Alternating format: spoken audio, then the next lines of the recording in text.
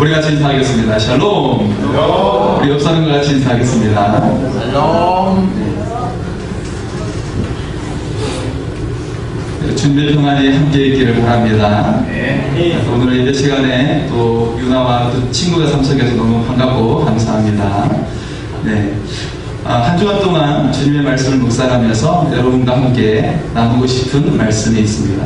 여호수아 1장 8절의 말씀입니다. 이 율법책을 내 입에서 떠나지 말게 하며 주야로 그것을 묵상하여 그 안에 기록된 대로 다 지켜 행하라. 그리하면 내 길이 평탄하게 될 것이며 내가 형통하리라. 아멘. 이 말씀이 여러분에게 생명의 말씀, 능력의 말씀이 될 수 있기를 소원합니다. 주의 말씀을 묵상하고 지키는 자에게 하나님께서는 평탄하게 하시고 그 길을 지켜주시고 형통케 하신다고 말씀하고 있습니다. 우리 삶이 주님의 보호하신 가운데 평탄하고 형통할 수 있기를 소원합니다. 요즘 거의 모든 가정이 컴퓨터를 가지고 있어요. 그런데 40년 전까지만 해도 이 컴퓨터가 매우 비싸고 그 장비가 어마어마하게 컸어요. 굉장히 그 장비가 그 규모가 커서 기업 외에는 사용을 할 수가 없었습니다. 그런데 1975년도에 개인용 컴퓨터를 꿈꾼 사람이 등장합니다. 바로 빌 게이츠죠. 이 빌 게이츠는 대학을 중퇴하고 20대 초반에 사업을 시작하면서 그 사업의 비전을 당당하게 외쳤어요.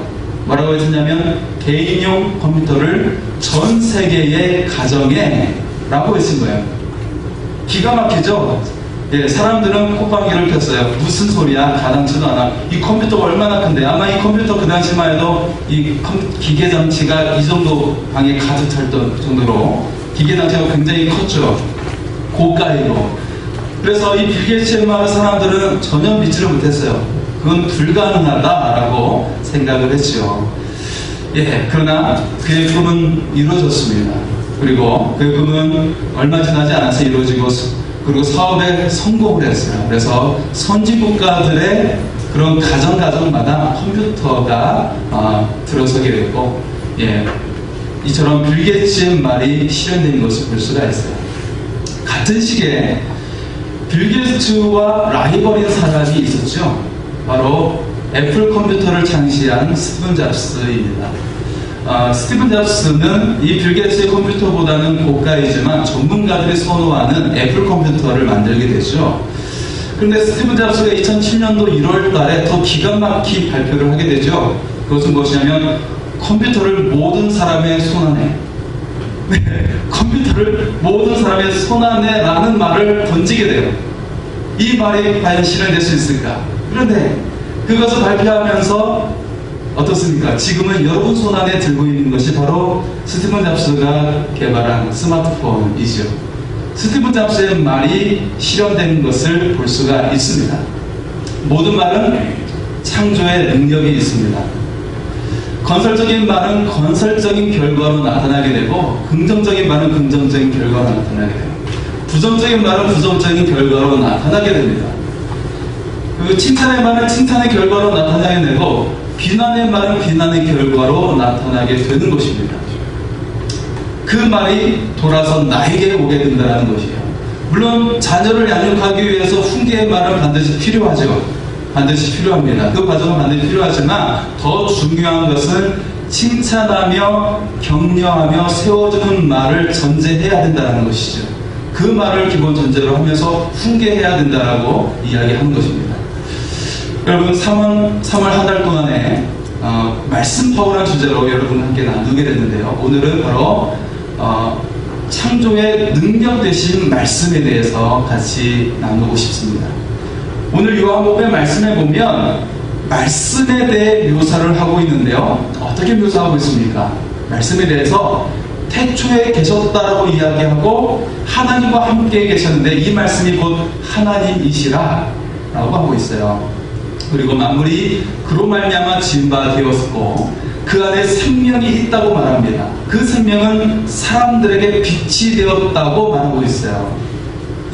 바로 하나님이 말씀으로 존재하시는데 사실 요한복음이 말씀하는 이 말씀은 예수 그리스도를 말하고 있는 것입니다.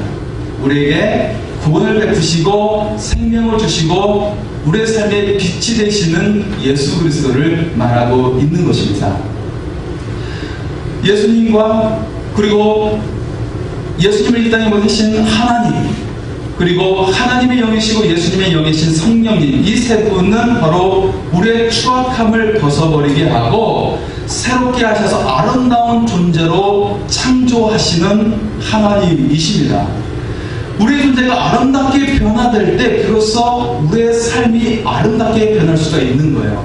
내 존재가 그렇게 변하지 않은 채 내 삶을 다른 무언가를 변화시키려고 하면 근본적으로 바뀌지 않습니다.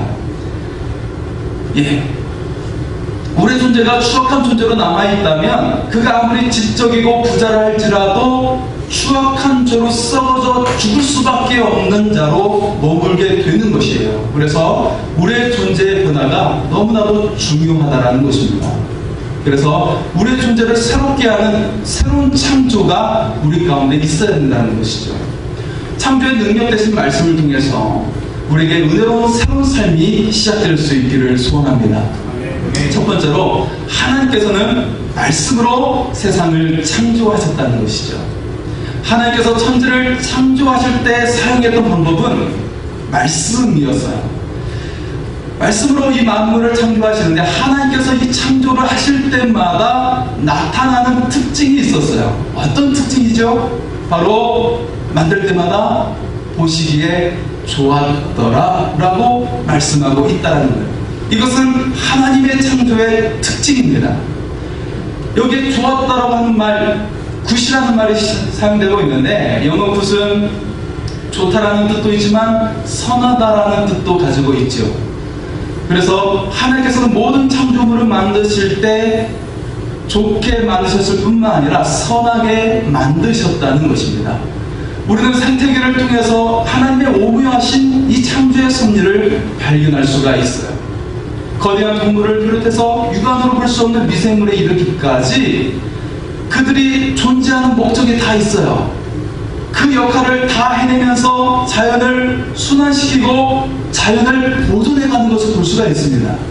네, 하나님의 창조물들이처럼 하나님께서 올바르고 선하게 창조하셨으므로 그 목적을 따라 자연을 보존하고 생명을 보존하고 있다는 것을 알 수가 있어요. 하나님께서 말씀으로 모든 피조물을 창조하셨습니다. 그리고 그 모든 창조물이 보시기에 좋았고 또 선하게 만들어 주셨다는 것입니다. 두 번째는 믿음의 말로 인생을 창조할 수 있다는 것입니다. 이스라엘이 애굽에서 종살이 하다가 출애굽하게 되었어요. 그들이 이제 약속의 땅이 가나안 땅에 들어가는 것, 그것이 그들의 목적이었습니다.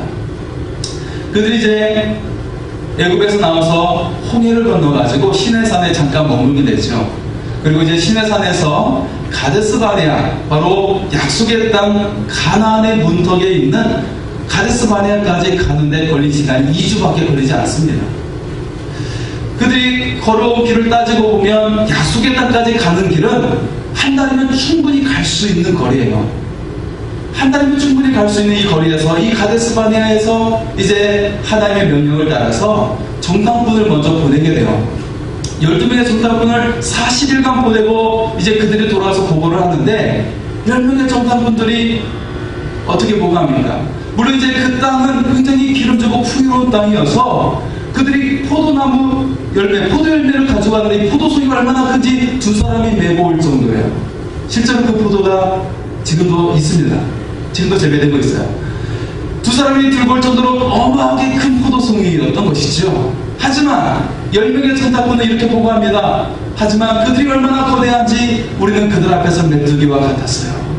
도저히 그들과 상대할 수 없어요. 이 말을 들은 이스라엘 백성들은 요동치기 시작하면서 불평하는 거예요. 애굽에 무덤이 없어서 우리로 광야에서 죽게 만들었다고 불평하는 겁니다. 그들이 그렇게 말을 내뱉는 것이죠. 하지만 두 명의 정탐꾼 여호수아 갈렙은 아니다. 하나님께서 우리를 기뻐하시면 하나님께서 우리와 함께 하셔서 그 땅을 차지하게 할 것이고 그들은 우리의 밥이다 라고 고백하는 것입니다.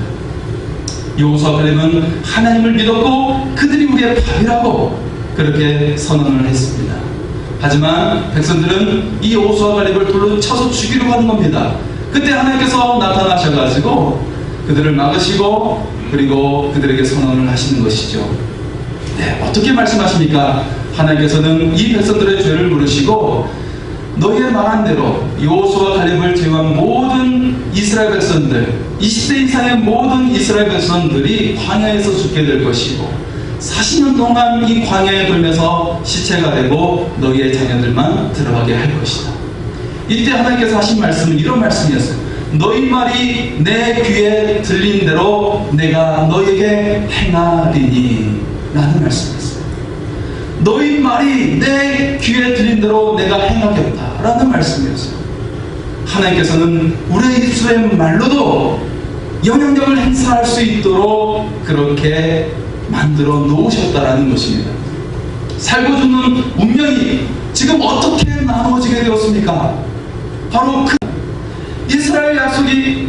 이스라엘이 약속의 땅까지 들어가는 것은 한 달이면 충분했습니다. 그러나 그들의 말이 그들의 운명을 갈라놓게 했다는 것입니다. 부정적인 보고를 했던 10명의 정탐꾼은 부정적인 믿음을 가지고 있었고 부정적인 보고를 했던 것이에요. 긍정적인 보고를 했던 여호수아 갈렙은 긍정적인 믿음을 가지고 있었고 긍정적인 보고를 했던 것입니다. 사람들은 저마다 믿음을 가지고 있어요. 하나님을 믿는 사람은 하나님이 계신다는 믿음을 가지고 있는 것입니다.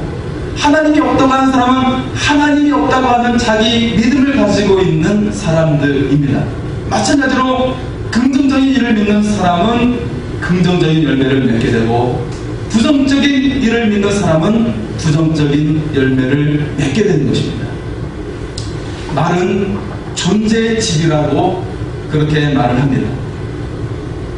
이 말이 무슨 말이냐면 말은 곧 사람이고 삶이 된다는 것입니다. 여러분 가운데 몸이 아픈 사람이 있습니까? 여러분 지금 어디가 괜찮으신가요?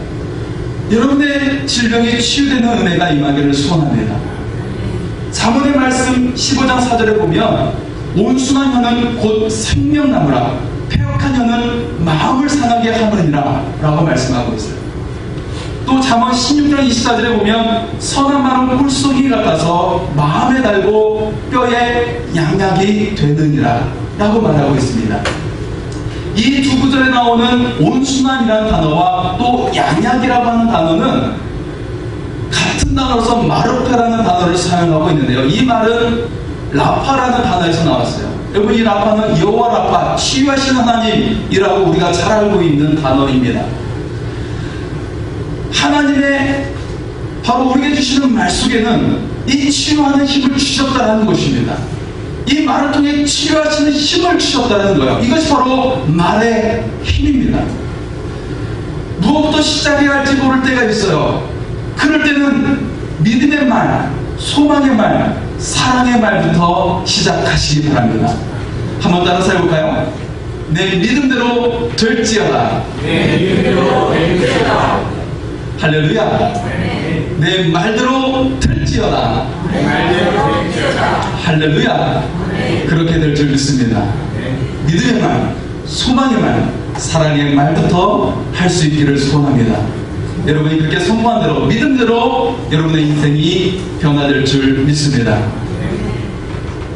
세 번째로 예수님의 구원은 창조의 절정이 된다는 것입니다. 여러분에게 만약에 천재 화가 피카소의 작품이 한 점 있다면 어떻게 하시겠습니까? 기분이 날아가듯 할 것입니다. 아마도 그죠? 피카소 작품에 이 한 점만 있어도 여러분 굉장히 기분이 좋을 거예요. 지난 2일에 3월 2일날 기사에 보니까요 특별한 기사가 하나 실려 있었습니다. 프랑스에 르게넥이라는 사람이 있었는데 그 사람의 집에 피카소의 작품, 실제 작품이 몇 점이나 있는 줄 아세요? 그의 집에 271점이나 보관되고 있었더라는 거예요. 별로 놀라지 마시오. 여러분 몇 점 다 있으니까요. 271점의 가치는 수천억에 달하는 어마어마한 천문학적인 액수의 가치입니다. 그래서 그 사람이 어떤 사람이었냐면 피카소의 집에서 40년 전에 전기기사로 일했던 사람인데 수고했다는 대가로 이 작품을 받았대요. 공개되지 않은 271점의 작품을 받았다는 것입니다. 그래서 이렇게 된 게 뭐가 중에 피카소의 그림을 최근에 피카소의 아들이 소송을 냈는데 이겼어요. 그래서 소유가 인정이 되었습니다. 아주 수지 맞았죠. 예. 그래서 여러분 피카소의 작품 한 점만 가지고 있어도 수십억인데 이 가치를 따져보니까 수천억에 달한다는 거예요. 네. 우리가 이제 봄을 맞이하여서 아름다운 것이 올라오면 우리는 황홀감에 도취되어서 행복에 젖게 됩니다. 우리는 이 대자연 속에서 하나님께서 창조하신 놀라운 걸작을 발견하게 되죠. 그리고 그 속에서 자연의 경이로움과 그리고 그 장엄함을 느끼면서 감탄을 하게 됩니다. 이 자연은 모두 하나님의 최고의 걸작들이죠. 사람의 하나의 그림과 비교할 수 없는 놀라운 걸작이 바로 이 자연 속에 하나님의 이 작품 속에 있다는 것을 발견하게 됩니다. 그런데 하나님의 걸작 중에 걸작이 무엇입니까? 예, 여러분 답을 알고 있죠? 바로 하나님의 형상으로 만든 인간들이 하나님의 걸작 중에 걸작이에요. 여러분 피카소의 작품과도 비교할 수 없는 대단한 걸작이라는 말이에요. 여러분이 미처 알지 못하겠지만 하나님께서는 여러분에게 더 놀랍고 신비롭고 대단한 것들을 여러분 속에 담아주셨다는 것을 여러분 깨달아 믿으시기 바랍니다.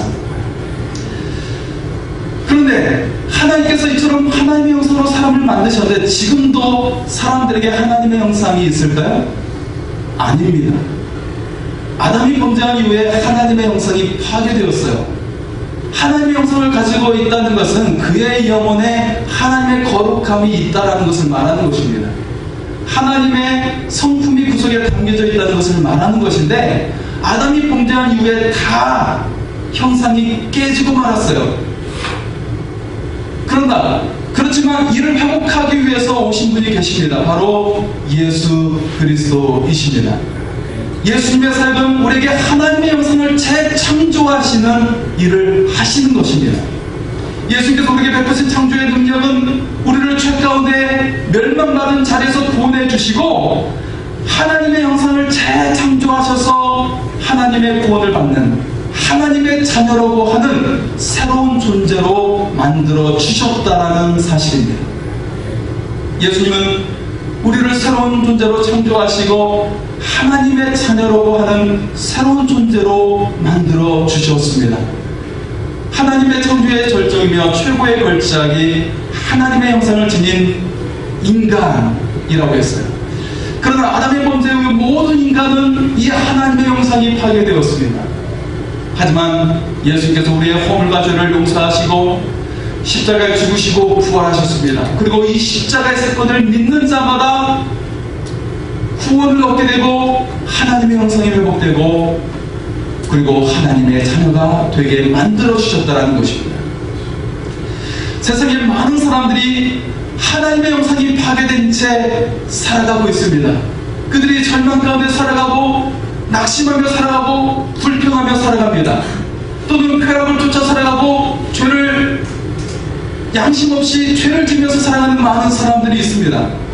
그러면서 그들의 삶이 죽음과 심판을 향해 달려가고 있어요. 그들이 분주하게 열심히 삶을 살아가고 있지만 그들의 결국의 끝은 하나님의 심판이 기다리고 있다는 것입니다.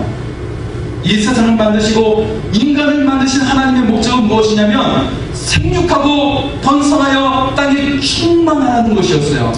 하나님이 인간을 만드신 목적은 하나님의 크신 축복을 받는 축복의 존재가 되라는 것이었습니다.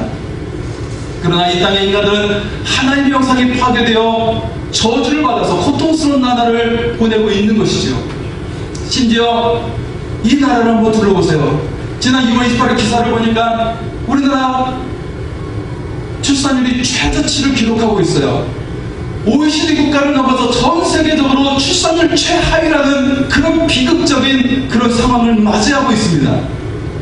한때는 동방의 예루살렘이라고 했던 이 나라가 지금 어떻습니까? 여러분 여러분, 출산율 최저라고 하는 이 말의 의미 속에는 단순히 생물학적인 그런 문제만이 아니라 직장이나 주택, 교육과 복지, 사회 풍토라는 하는 삶의 질이 매우 열악해졌다는 것을 의미하고 있는 것입니다. 이스라엘처럼 한때는 신실한 믿음을 가졌던 나라였는데 하나님을 버림으로써 가정이 흔들리고 교회가 흔들리고 그리고 사회가, 경제가, 그리고 정치가, 외교까지 흔들리는 나라가 되어버렸습니다. 사탄은 하는 이 세상을 흔드는 사탄의 방법에는 먼저 가정을 흔들고 그리고 교회를 흔들고 사회를 흔들어 버리는 것입니다. 우리는 이제는 말씀으로 깨어나서 가정의 신앙을 회복하고 교회가 교회됨을 회복하고 그리고 신앙을 회복하는 그런 믿음의 결단이 있기를 소원합니다. 전 세계 가정마다 개인용 컴퓨터가 있게 될 것입니다. 44년 전에 빌 게이츠의 말이었어요. 컴퓨터가 여러분의 손에 들리게 될 것입니다. 11년 전에 스티븐 잡스의 말이었습니다. 빌 게이츠와 스티븐 잡스에 의해서 이 사회의 문화는 놀랍게 변화되었어요. 굉장히 빠르게 변화되었습니다. 하지만 하나님의 형상이 회복되는 것, 우리가 하나님을 믿는 것은 단순히 문화적인 문제가 아니라 우리가 살아갈 주권자의 문제라는 것입니다. 우리의 인류가 존속될 수 있느냐, 지속될 수 있느냐, 이것의 문제가 바로 하나님의 형상을 회복하는 것입니다. 우리에게 하나님의 형상이 회복될 때 하늘 문이 열리게 되고 하늘의 물고가 튀면서 하나님의 은혜와 축복이 내려줄 줄 믿습니다. 우리에게 가장 회복되어야 하는 것은 예수님의 피 맺힌 복음의 능력입니다. 복음의 능력만이 창조의 최절정인 하나님의 형상을 회복하고 하나님의 영광과 축복이 임하는 은혜로운 삶이 되는 그런 변화가 일어나게 될 줄 믿습니다. 이제 우리의 신앙과 삶을 통해 주님의 피 맺힌 복음의 능력을 회복하여 우리의 삶과 가정과 교회와 세상을 새롭게 하고 아름답게 창조하는 은혜의 역사가 임하기를 소원합니다.